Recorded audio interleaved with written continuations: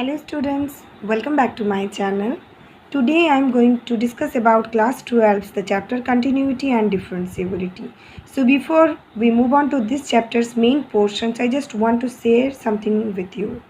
Okay, in class 11 we had already done the way to differentiate certain functions. Okay, now in this chapter we introduce the very important concepts of continuity, differentiability and relations between these two. Now let us consider a function that is f of x equals to 1, 2 means two valued functions.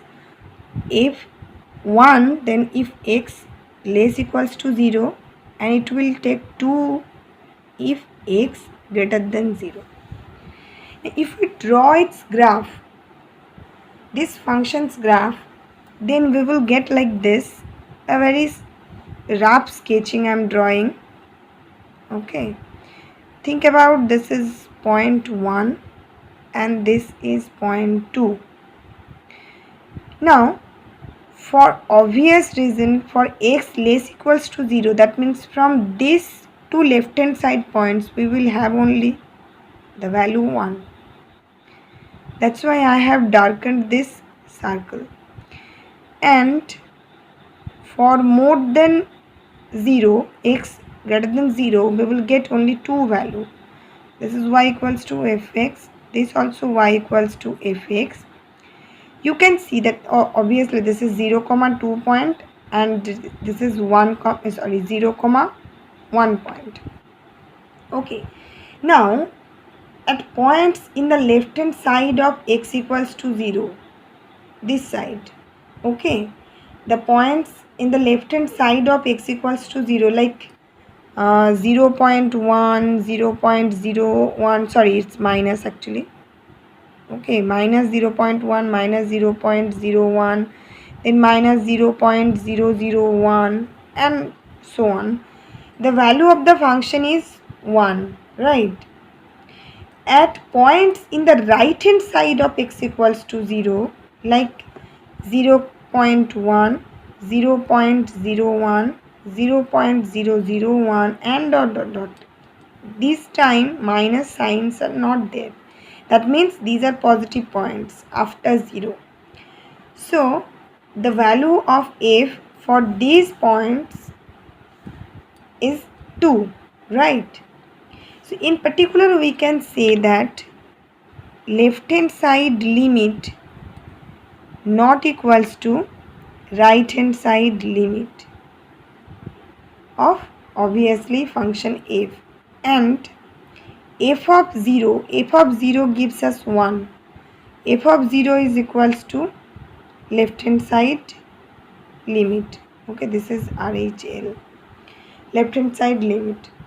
In short, we can see that when we are trying to draw the graph, we can draw it in one stroke. Means we have to lift up the pen from the paper here at the point x equals to 0. Means we can start from here going like this, and then we have to lift our pen up from the paper, and then we have to go to the point 0 comma 2 and then again going like this, and it is obvious it is not exactly the point 2, nearest to the point 2. So where it is at x equals to 0. You can see it's x equals to 0 point. The whole y-axis is standing on x equals to 0 point. Okay. So this is one instance of the function being not continuous at x equals to 0. Why? Because we cannot draw its graph in one stroke. Okay. Now let us consider the function f of x equals to 1 if x not equals to 0, and 2 if x equals to 0. Now if we draw its graph, this function's graph, then what we will get? We will actually get like this. then this portion will not be darkened, and like this. Okay, this is actually 0 comma 1 and 2 will be darkened. This is 0 comma 2. The graph is like this, including this point. Okay, the graph is including this point 0 comma 2. How? Because for x not equals to 0, that means for left hand side values of x and for right hand side values of x, we are getting 1, but not for x equals to 0. But for x equals to 0, we have got another value, that is 0 comma 2.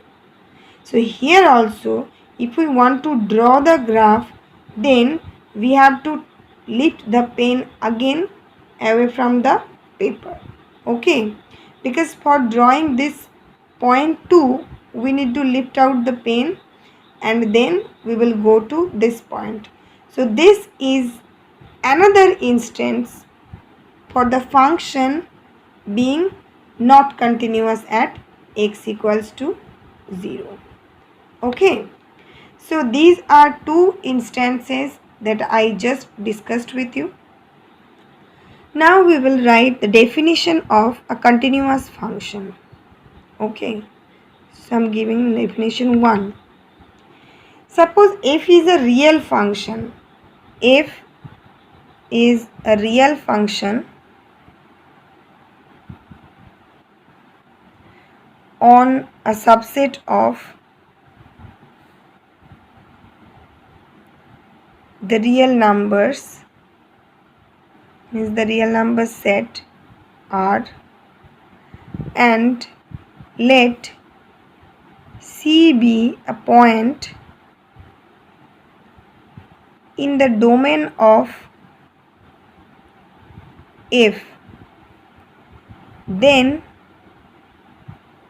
f is continuous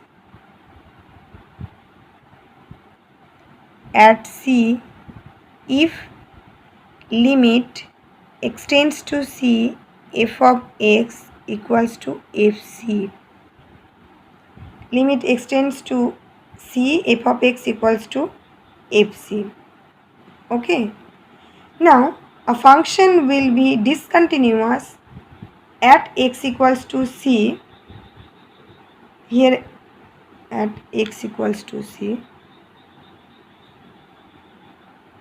if the function is not continuous at x equals to C, and in that case x equals to C will be called as the point of discontinuity of the function. If it is not continuous, then here it is the point of continuity.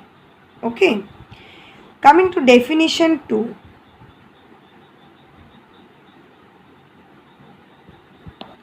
Definition 2, a real function f is said to be continuous if it is continuous at every point in the domain of f. Okay, if it is continuous at every point in the domain of f, then that real function is said to be continuous. Here it is fully continuous. We are not telling that continuous at a particular point. Now this definition requires a little bit elaboration. Okay, suppose f is a function defined on a closed interval a comma b. Okay, then for f to be continuous, it needs to be continuous at every point of this interval, that is a comma b, including the endpoints a and b. Okay, continuity of f at the point a means limit extends to a plus f of x equals to f of a. Okay, limit extends to a plus f of x equals to f of a, and continuity of the function f at b means limit extends to b minus f of x equals to f of b. Now look, I have not written limit extends to a minus and limit extends to b plus because it seriously doesn't make sense. As it is closed interval, this is the domain, so we will not look at its left hand side points or its right hand side points. Okay. Now regarding continuity, there is a theorem.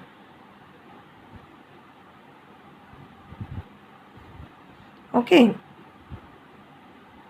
There is a theorem.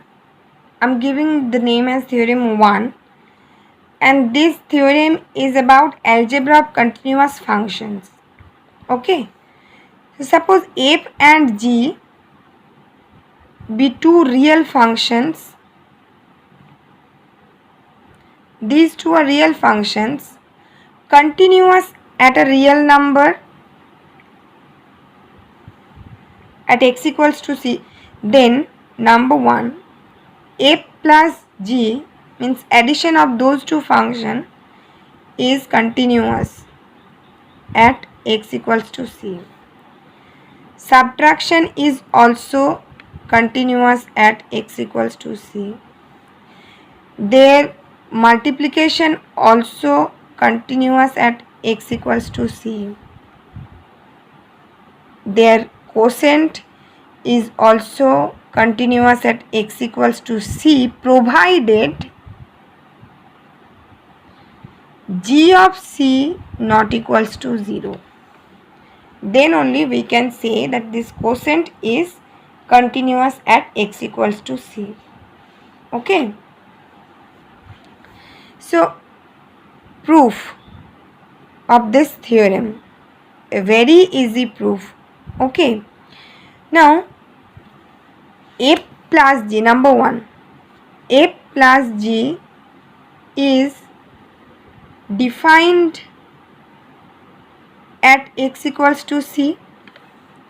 So we have limit x tends to c, f plus g of x equals to limit x tends to c, f of x plus g of x, because it's the definition. Okay, definition of addition of two function, this will be like this. Then limit x tends to c, f of x plus limit x tends to c, g of x, and this can be written by theorem on limits. This value is f of c, this value is g of c. That means why? Because we have already taken f of x and g of x are continuous function at x equals to c. So we can write this. Therefore f of f plus g of c. Definition of f plus g. Okay. Therefore we can see that limit x tends to c of f plus g of x is equals to f plus g of c. That means we can say therefore f plus g is continuous at x equals to c. Similarly, we can prove it for other three functions. Okay. Now, theorem 2.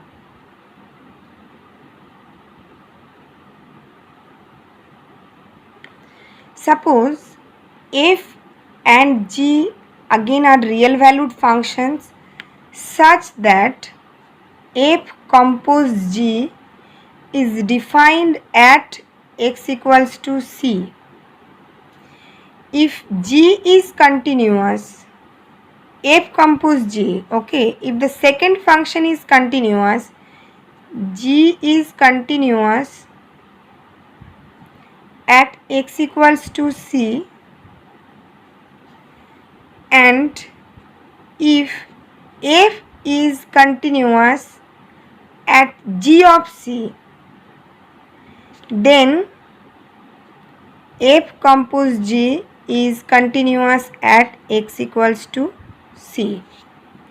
Okay, again I am repeating, if there are two real valued functions f and g such that f compose g, means composition of these two functions, is defined at x equals to c, then we can see if g is continuous at x equals to c, that means the second function, and the first function is continuous at second function's value at c, then composition of those two functions is also continuous at the same point x equals to c.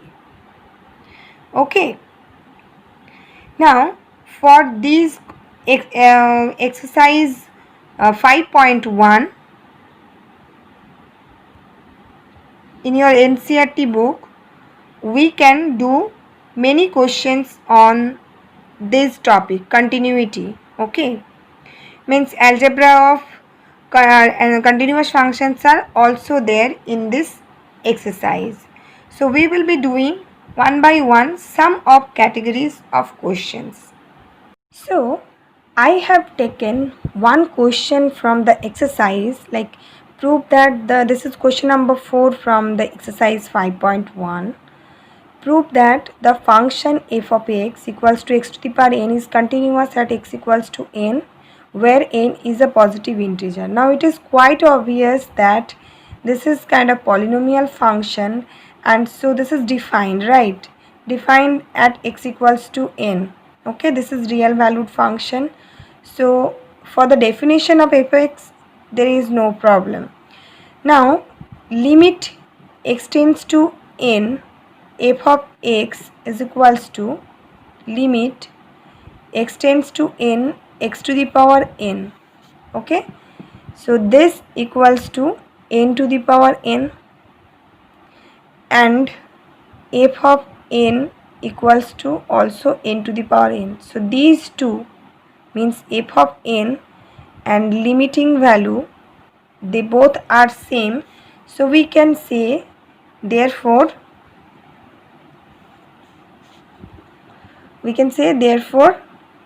f of x equals to x to the power n is continuous at x equals to n. Okay, coming to question number 5.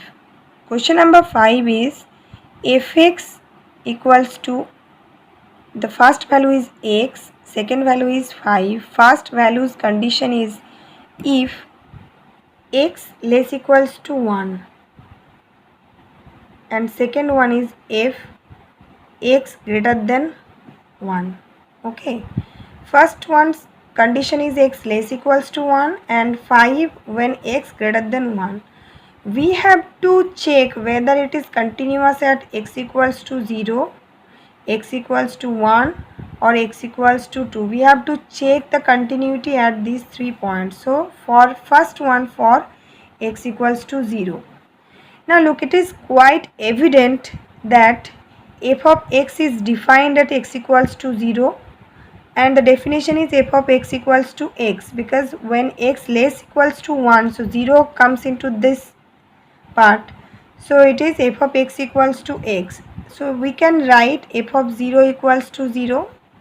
Okay, and limit of x tends to 0, f of x equals to limit of x tends to 0 only x, that is equals to 0.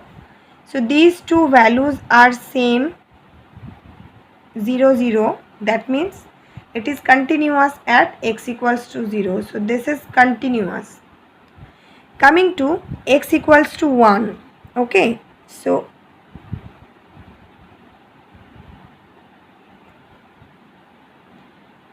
x equals to 1. Now for x equals to 1, okay, for let me take it for x equals to 2 first.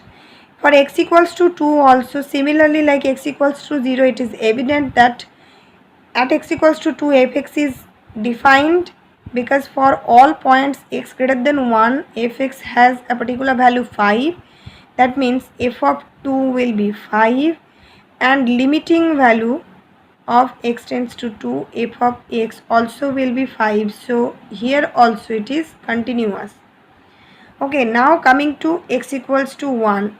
Now coming to x equals to 1, we will get obviously f of 1 equals to 1, but limit x tends to 1 minus f of x, that will be x, that means it will be 1,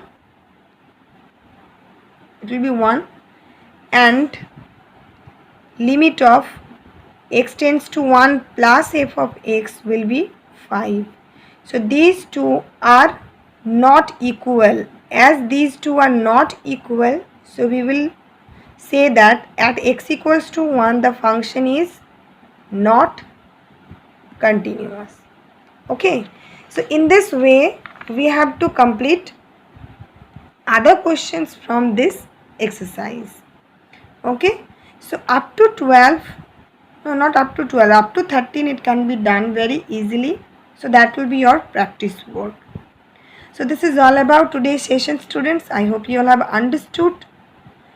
So we will meet in the next session with any other topic. Till then, have a good day.